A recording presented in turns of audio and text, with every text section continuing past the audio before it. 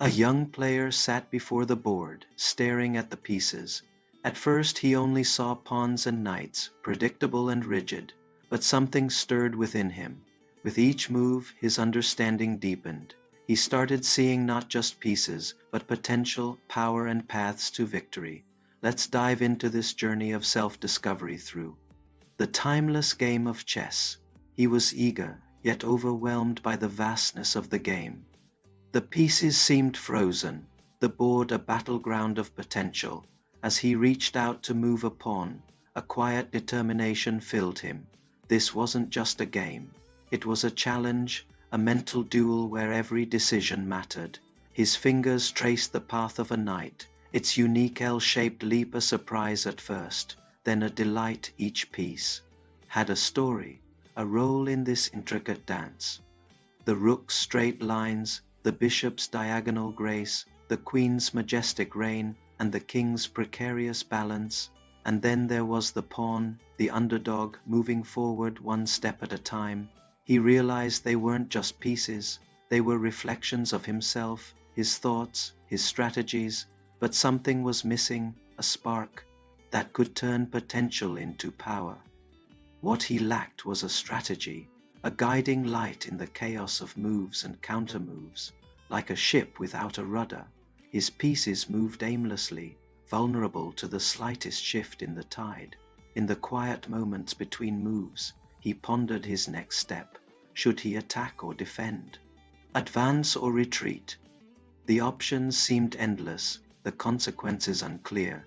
He felt like a lone warrior facing an army, unsure of his next move.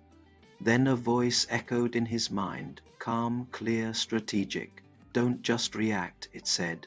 Anticipate, plan, dominate. These words became his North Star, guiding him through the complexities of the game. Strategy wasn't just about winning. It was about understanding, about transforming potential into power. He started small, planning. A few moves ahead, he saw how his pieces interacted, how they could support each other, how they could control the board. Each move was a calculated risk, a step towards mastery. As the games progressed, so did his strategic vision. He began to see patterns, not just in his opponent's moves, but in his own reactions. He realized that his emotions, his gut feelings, they were all part of the game. He learned to channel them, to use them as fuel for his strategic fire. Patience became his ally. He understood that the best moves weren't always the quickest. Sometimes the greatest victories came after the longest battles of wits. He trained his mind to see beyond the immediate, to look through his opponent's defenses, to anticipate their strategies. In those moments of quiet contemplation, his mind sharpened. He discovered the beauty of calculated risks, the thrill of outmaneuvering his opponent. Chess wasn't just a game anymore.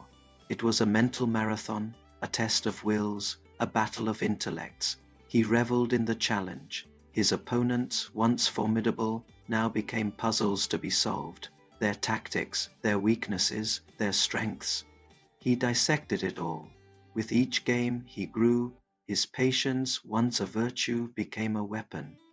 He could outlast his opponents both on the board and in real life.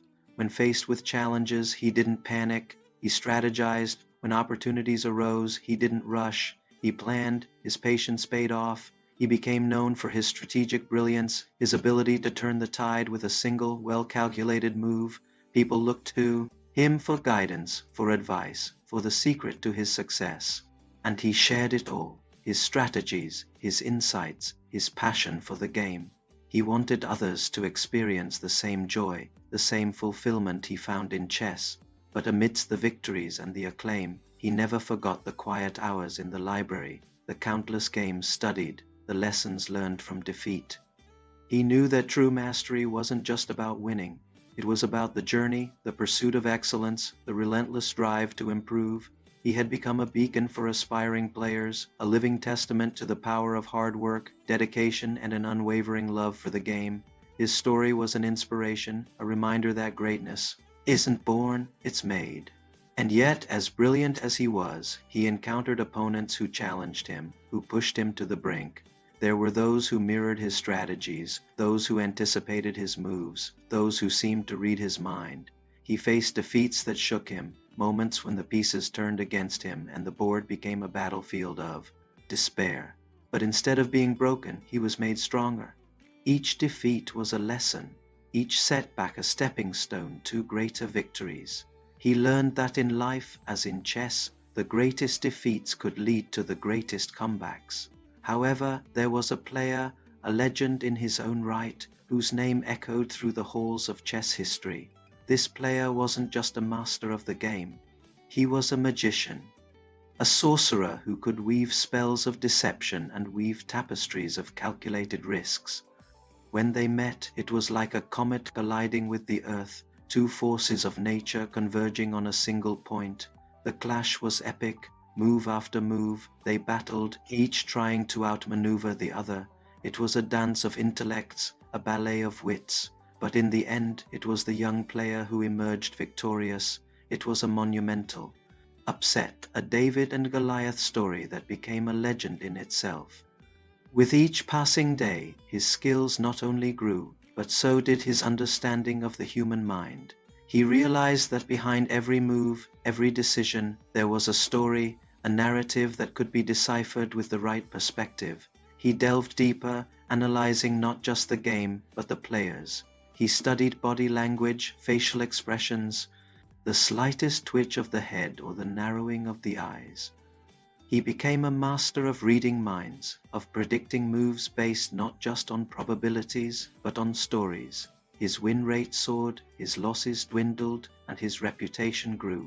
He was invited to tournaments, to private matches, to high-stakes games where fortunes were won and lost with a single move. Yet as he navigated the world of high-level chess, he never forgot the boy who sat patiently at the board, learning, growing, dreaming. He used his success to give back, to mentor young players, to share the wisdom he had gained over the years. For him, chess wasn't just a game. It was a way of life. It had taught him patience, strategy, and most importantly, the power of the human mind. He became a living legend, a master of chess, yes, but more importantly, a master of himself. His journey was an inspiration, a testament to the transformative power of the game.